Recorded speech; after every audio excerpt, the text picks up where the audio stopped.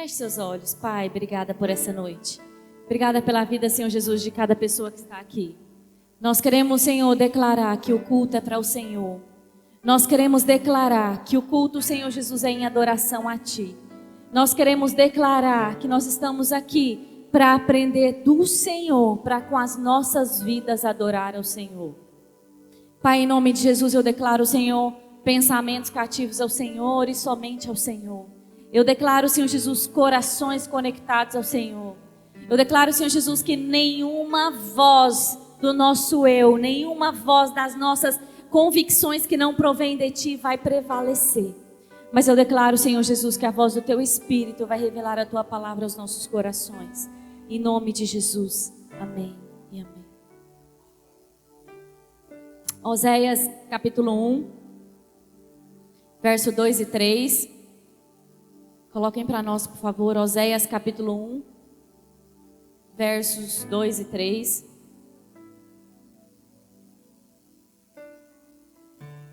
Deus entrega uma palavra ao profeta Oséias. Oséias foi um dos 12 profetas menores da Bíblia. E o Senhor fala com ele. O princípio da palavra do Senhor, por meio de Oséias, disse: pois o Senhor a Oséias: vai, toma uma mulher de prostituições e filhos de prostituição, porque a terra certamente se prostituiu, desviando-se do Senhor. Foi, pois, e tomou Gomer, filha de Diblaim, e ela concebeu e lhe deu um filho. Então, Oséias recebe uma palavra do Senhor para tomar uma mulher prostituta por esposa. E Deus, o próprio Deus, fala com Oséias que ele estava fazendo aquilo porque ele queria mostrar para o povo dele, para Jerusalém, para Israel, o amor dele por Israel, mesmo Israel tendo pecado, mesmo Israel tendo adulterado com outros deuses, tendo se prostituído com outros deuses, mesmo Israel tendo trocado o nosso Deus por Baal. E o Senhor fala com o profeta: vai, toma uma mulher prostituta e faz dela sua esposa e tenha filhos com ela. E o Senhor só dá ordens difíceis, direções difíceis para homens maduros, para homens obedientes e para homens fiéis ao Senhor. E Oséias obedece. E Oséias capítulo 1, verso 4 diz assim: e disse-lhe o Senhor: põe-lhe o nome de Gisrael, porque daqui a pouco visitarei o sangue de Gisrael sobre a casa de Jeú e farei cessar o reino da casa de Israel. Então Gisrael foi o primeiro filho daquele casal. E o Senhor dá uma direção específica que o nome daquela criança carregava uma mensagem àquele povo. E Oséias 1:6 vem o segundo filho daquela família. E a Bíblia diz: e tornou ela a conceber e deu à luz a uma filha. E Deus disse: põe-lhe o nome de Loruama, porque eu não tomarei mais a compadecer-me da casa de Israel, mas tudo lhe tirarei. Segundo filho, segundo tempo, segundo nome, segunda direção, apontava para um novo processo que o Senhor uma nova mensagem que Deus estava entregando a Israel. E em Oséias 1:9, terceiro filho, e disse Deus: põe-lhe o nome de Loami, porque vós não sois meu povo, nem eu serei o vosso Deus. Cada fase da vida de Oséias e de sua esposa Gomer, a cada filho, Deus revelava a Israel uma parte do processo que Israel viveria por causa do seu desvio da verdade. E Jó 12:12 diz assim: com os idosos está a sabedoria, e na longevidade o entendimento. Na longevidade o entendimento.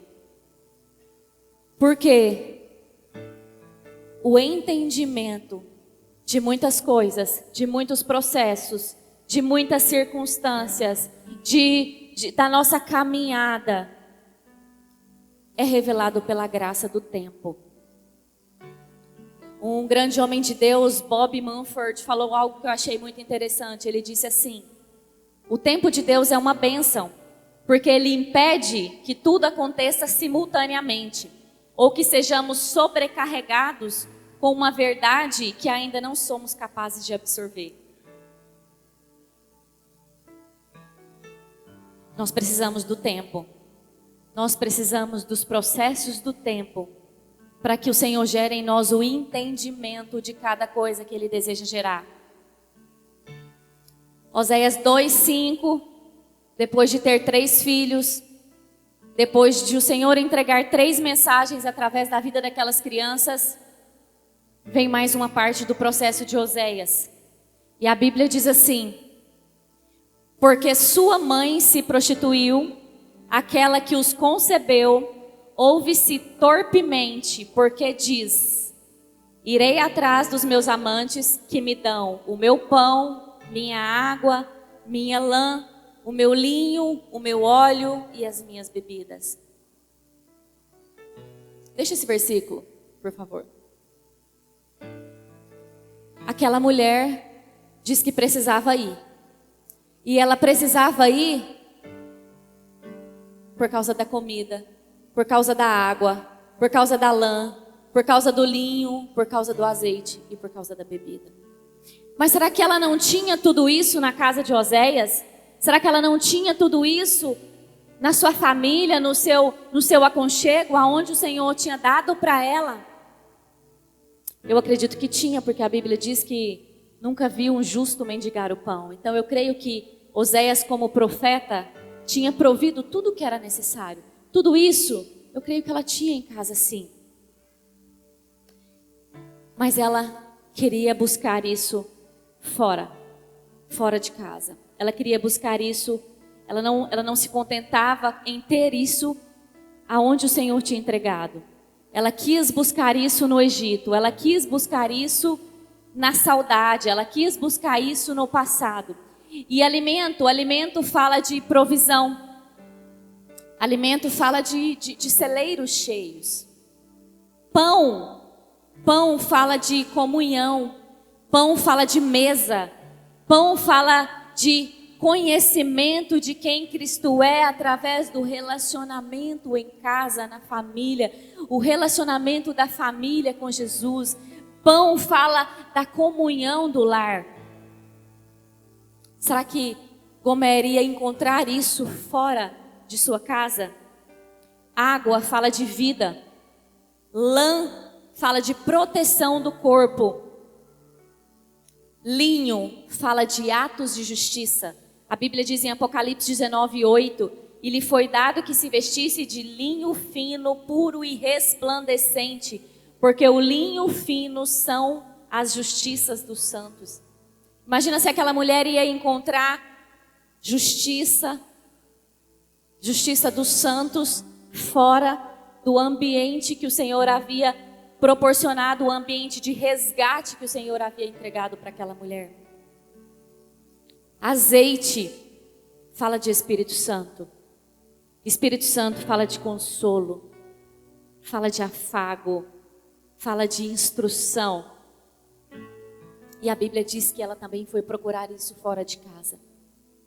Bebidas fala de alegria, fala de festa, fala de contentamento da alma. Mas ela tinha tudo isso na casa de Oséias. Porém, aquela mulher era sem dúvidas uma mulher governada por sua alma. E a sua alma estava aprisionada no sustento miserável do passado. Só que, quando o Senhor fala daquela mulher, o Senhor está falando de Israel. O Senhor está falando do seu povo.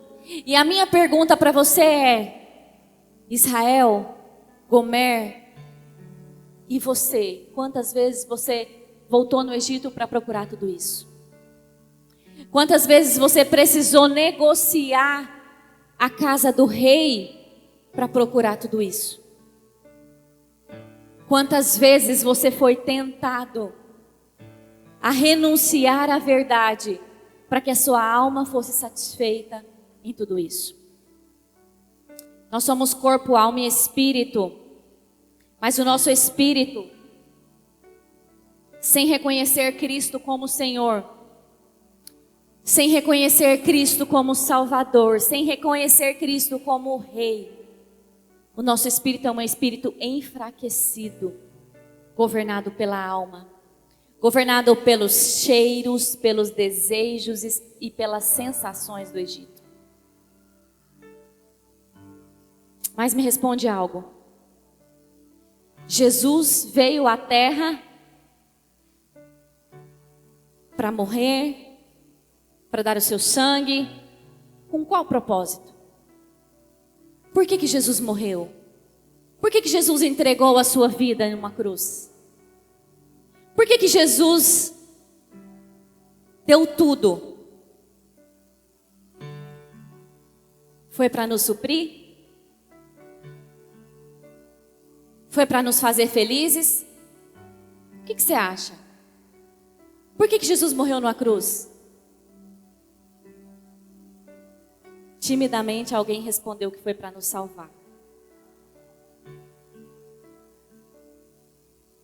João 10:10 projeta para nós.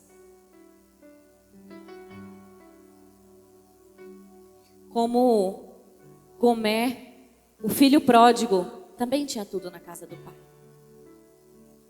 Mas ele também saiu pela mesma razão, pelos mesmos desejos. Ele saiu pela mesma busca. E ele saiu governado como Gomer por sua alma. E João 10:10 diz assim: o ladrão vem apenas para roubar, matar e destruir. Eu vim.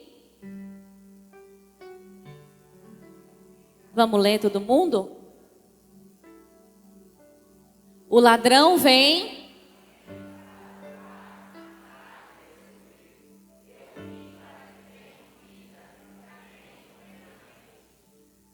Aqui tem duas coisas importantes. Porque aqui fala assim: que vocês tenham-a plenamente. E algumas versões vai dizer para que vocês tenham em abundância. Mas antes da abundância, eu vim para que vocês tenham vida. Antes da abundância vem a vida. Jesus, ele não morreu para satisfazer os nossos desejos. Jesus não morreu para nos fazer felizes. Ele morreu para que nós tenhamos vida. Ele veio para transferir a vida dele para você. Ele veio para trocar de lugar com você. Ele veio morrer para que você pudesse viver. Ele morreu para que você tivesse uma oportunidade de viver eternamente. Ele morreu para que você tivesse uma oportunidade de ter as suas misérias, os seus pecados, as suas escolhas erradas apagadas por sangue de um sacrifício perfeito. Deus mandou Oséias na vida dessa mulher para que ele salvasse essa mulher. Deus mandou Oséias para que ele salvasse essa mulher da vida que ela vivia. E Deus estava dizendo assim com aquele ato: eu vou dar a minha vida por Israel. Mas eu não vou dar a minha vida só por Israel. Eu não vou enviar o meu filho só para Israel. Eu vou enviar o meu filho para morrer pelo mundo inteiro perdido. Mesmo a Israel que feriu, que mentiu, que me trocou, eu vou dar a minha vida. Eu entrego a minha vida. E Oséias entregou a sua vida por aquela mulher. João 1:12-13 diz assim: mas a todos quantos o receberem, deu-lhes o poder de serem feitos filhos de Deus, aos que creem no seu nome, os quais não nasceram do sangue, nem da vontade da carne, nem da vontade do homem, mas de Deus. Deus deu para nós, quando Ele entrega Cristo na cruz, Ele nos deu salvação. quando Ele entrega Cristo na cruz, Ele nos deu um nome. E Oséias deu para aquela mulher um nome, como Cristo nos deu quando Ele morre na cruz por nós. Um nome. Um nome. Ele morreu para nos dar um nome. O nome de filhos. Você pode ser filho através do sacrifício de Jesus. Mas então nós não podemos ser felizes, é isso? Quem é cristão, quem recebe Cristo, não pode ter vontade de nada disso, de bebida, de comida, de conforto. Então o cristão, ele se limita à cruz. Não é nada disso. Nós podemos e nós vamos viver uma vida de abundância. Mas a vida de abundância, ela vem depois da salvação. Primeiro o Senhor deseja nos salvar. Primeiro Ele deseja salvar a nossa alma. Primeiro Ele deseja que o Espírito dele seja conectado ao nosso, para que gere vida em nós e para que o nosso Espírito governe a nossa alma. E não a nossa alma governe o nosso Espírito e o nosso corpo. E depois que o Senhor salva a nossa alma, depois que o Senhor está conectado com o nosso Espírito, depois que nós começamos a nos mover pelo Espírito, aí a abundância começa a nos acompanhar. Porque se Deus nos dá provisão, se Deus satisfaz todos os nossos desejos, se Deus realiza todos os nossos sonhos, antes de nos salvar, nós vamos entender que nós já somos salvos. E nós perderemos a nossa salvação. Então, quando Deus retém, Ele não está sendo mal com você. Ele só está dizendo: filho, eu morri para te salvar. E se eu não te salvar, nada mais faz sentido. Imagina Deus morrendo para dar uma casa para alguém. Imagina Jesus morrendo para dar um carro zero para alguém. Imagina Jesus morrendo para dar uma fazenda para alguém que ama a fazenda. Imagina Jesus morrendo porque precisava dar um cônjuge para alguém. Imagina Jesus morrendo porque alguém precisava de uma bolsa de grife.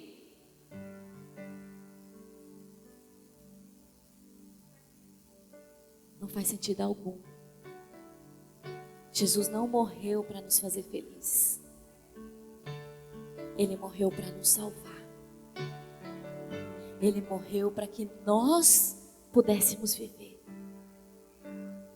Então, antes de, como aquela mulher, desejar provar daquilo que ela já conhecia no mundo, havia sentido, percebido, provado, antes de você desejar ter coisas, ter os seus sonhos realizados, ter os seus planos concretizados, ter suas orações respondidas, deseje ter a sua alma salva. Porque a salvação vem acompanhada da abundância.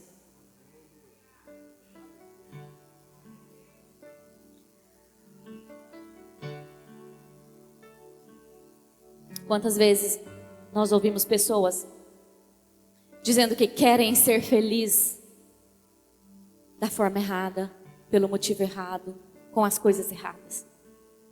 Imagina se Jesus tivesse morrido para fazer o homem feliz. Quantas formas de felicidade Ele não precisaria proporcionar ao homem? Cada pessoa se acha feliz de um jeito. Cada pessoa se sente satisfeito de um jeito. E na maioria das vezes, é na maioria, não é na minoria. Os nossos desejos, aquilo que nos faz feliz, até o momento em que o nosso espírito é amadurecido, a maioria dessas coisas que vêm antes são coisas que nos fazem pecar. Deus não tem compromisso com a nossa felicidade. Deus não tem compromisso com a nossa alegria. Ele tem compromisso com a nossa salvação. E sendo-nos salvos, nós vamos provar da abundância que Ele nos prometeu.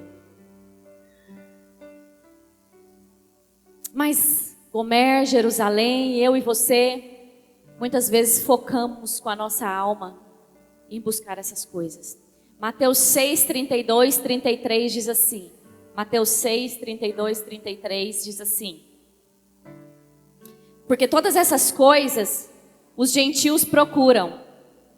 De certo, vosso Pai Celestial bem sabes que necessitais de todas essas coisas. Mas, vocês estão acompanhando? Vamos ler? Mas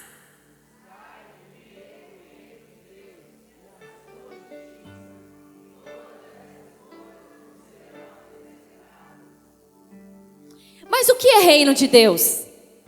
Você sabe o que é reino de Deus?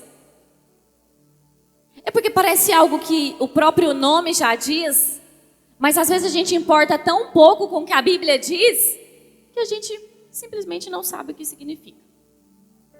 Reino de Deus é um rei governando, é um rei ensinando, é um rei dirigindo, e é alguém que é governado por esse rei fazendo o quê? Obedecendo, servindo, sendo guiado por aquilo que o rei dirige, por aquilo que o rei governa, por aquilo que o rei estabelece. Então o reino de Deus é eu viver debaixo do governo de Deus. Mas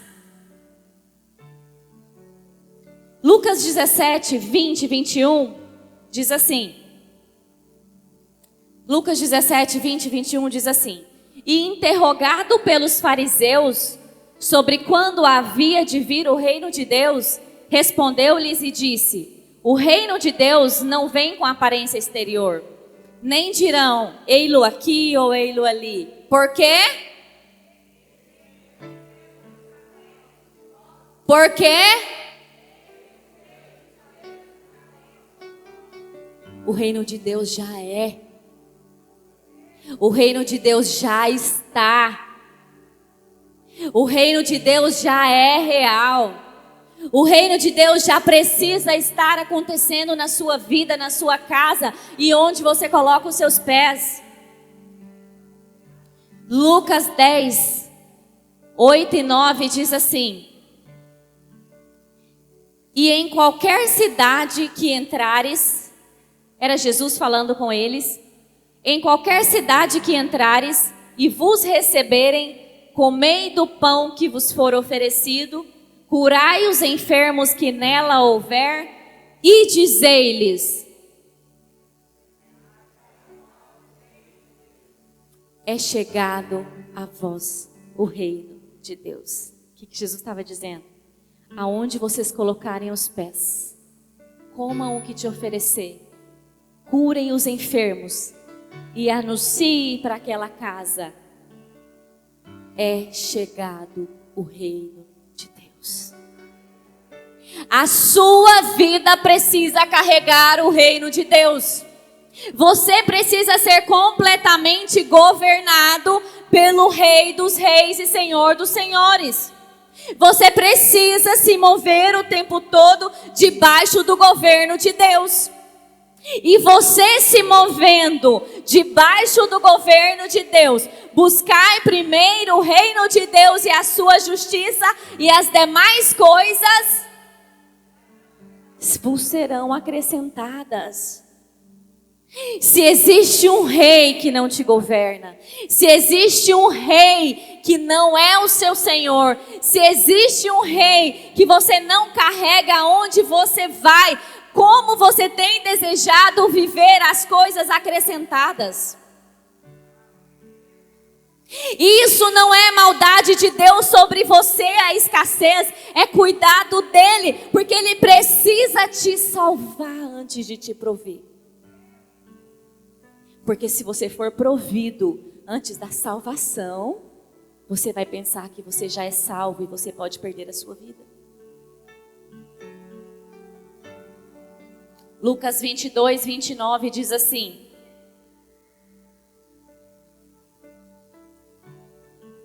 próprio Jesus.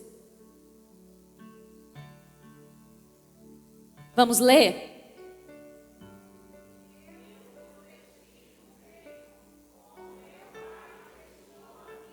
É lindo demais.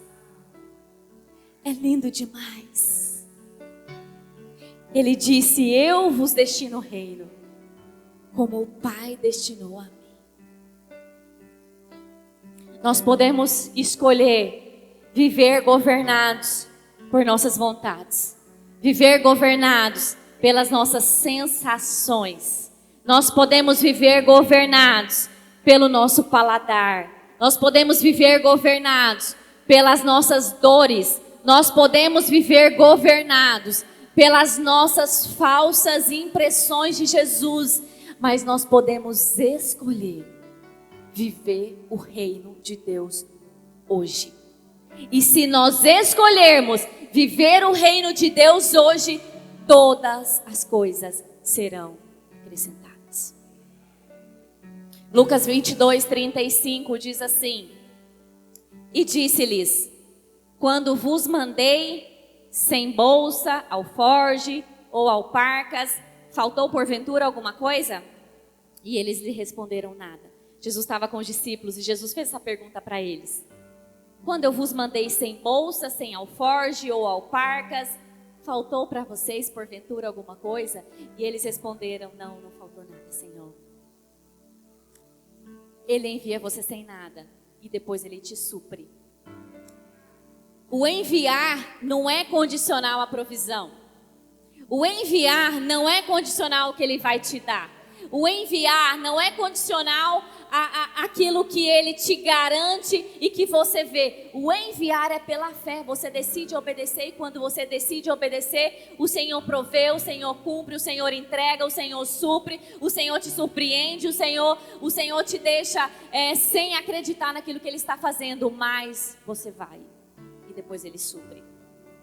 Abraão nunca imaginou que teria uma terra tão próspera até que ele estivesse lá para os olhos dele ver.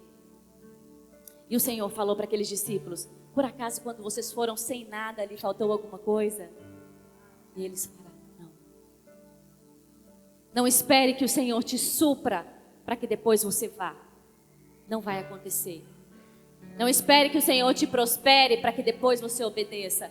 Não vai acontecer. Não espere que o Senhor te entregue para que depois você comece a dar passos. Não vai acontecer. Vá. E indo, você vai provar da provisão do Senhor.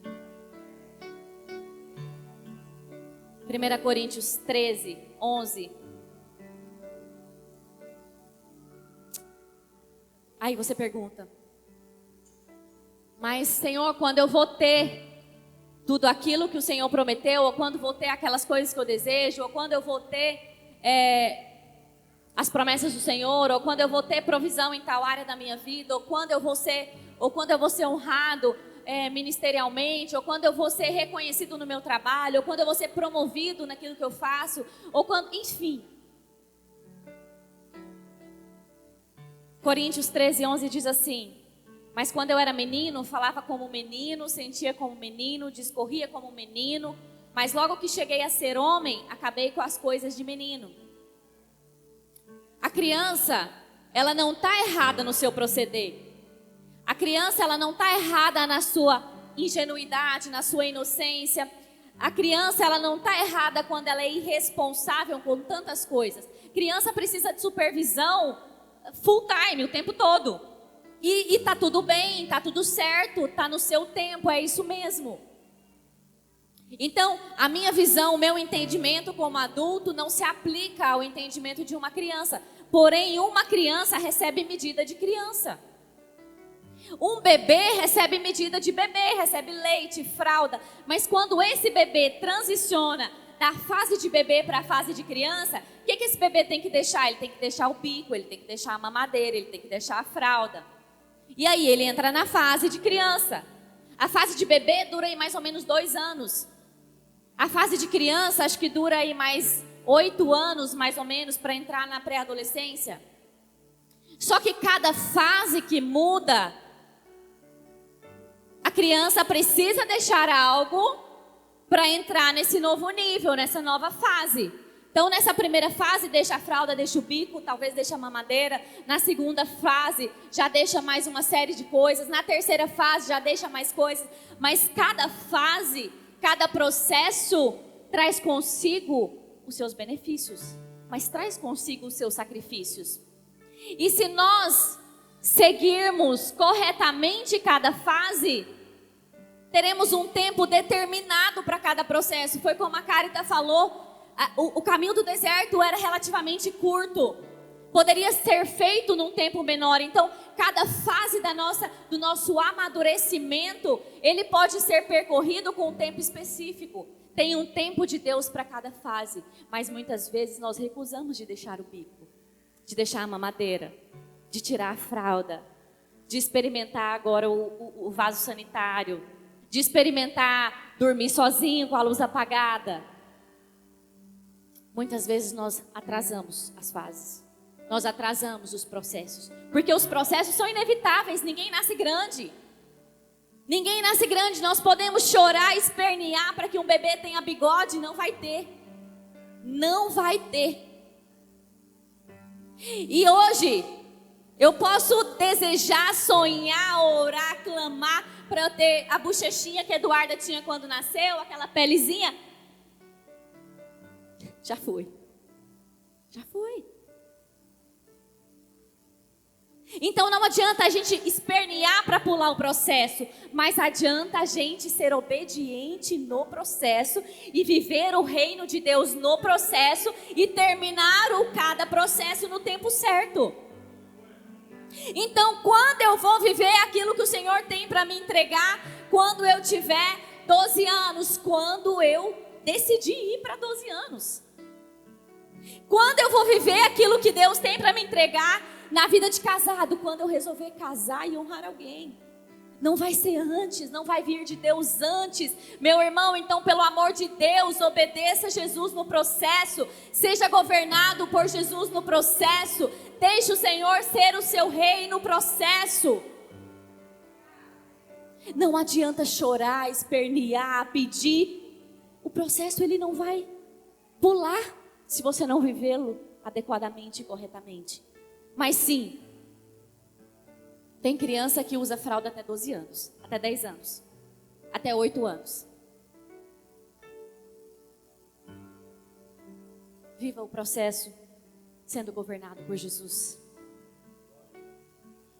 Mateus 13, 12, e aqui nós terminamos. Diz assim: pois ao que tem, mais será dado, e terá em abundância. Mas ao que não tem, até o que tem lhe será tirado. Quando eu vou ter? Quando eu vou ter? Quando eu vou ter?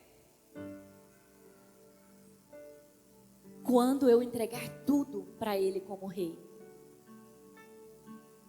Eu não vou ter se eu tiver as minhas mãos vazias. Deus, Ele não é um Deus de miséria. Ele não supre porque Ele vê miséria no homem. Ele supre porque Ele vê entrega. Por mais que tudo que nós entregamos não é nada diante de quem Ele é. Mas quanto mais nós entregamos, quanto mais nós ofertamos, quanto mais nós mostramos as nossas mãos cheias, mais lhe será acrescentado. Então não fique sentado no seu banco, não fique sentado no conforto da sua casa, não fique sentado no conforto da sua igreja, não fique sentado no conforto do seu trabalho, sem entregar tudo. Porque quanto mais você entregar, mais o Senhor vai acrescentar. Quanto mais você der, mais o Senhor vai multiplicar. Quanto mais você fizer, mais o Senhor vai te capacitar a fazer. Quanto mais você for, mais o Senhor vai te sustentar, te prover e te fortalecer para que você vá. Mas se você não for, se você não fizer, se você não for grato, se você não tiver a sua vida entregue a Jesus, até o que você tem será tirado. Aceite o processo, cresça no processo e vença o processo. Oséias 2,14. A Bíblia diz assim: Deus falando com Gomer, e Deus falando com Israel, e Deus falando conosco. Apesar de tudo, eu decidi trazê-la para mim. E eis que vou levá-la para o deserto. E lá, a sós, eu falarei ao seu coração. Ei, o deserto é lugar de ficar sozinho, sim. O deserto é lugar de não ter alguém para te ouvir, sim. Coloque-se de pé. O deserto é um lugar aonde você vai chorar e talvez você não tenha ninguém para colher as suas lágrimas. O deserto é um lugar aonde você vai olhar e você não vai ver esperança. O deserto é um lugar aonde você vai procurar alguém que te dê a mão, que te ajude e não vai encontrar. O deserto é um lugar que talvez você não encontre alguém nem para te confrontar. Mas o deserto é onde o Senhor quer falar ao seu coração.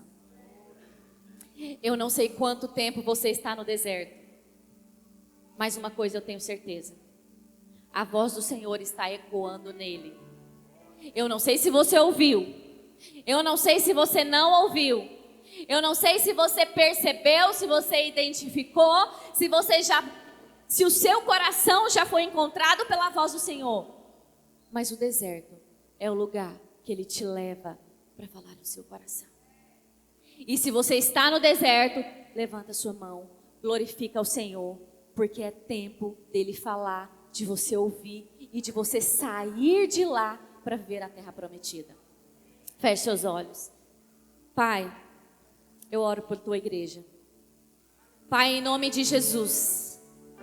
Senhor, eu oro para que o amor do Senhor, que a tua palavra diz em Coríntios, sustente o teu povo no deserto.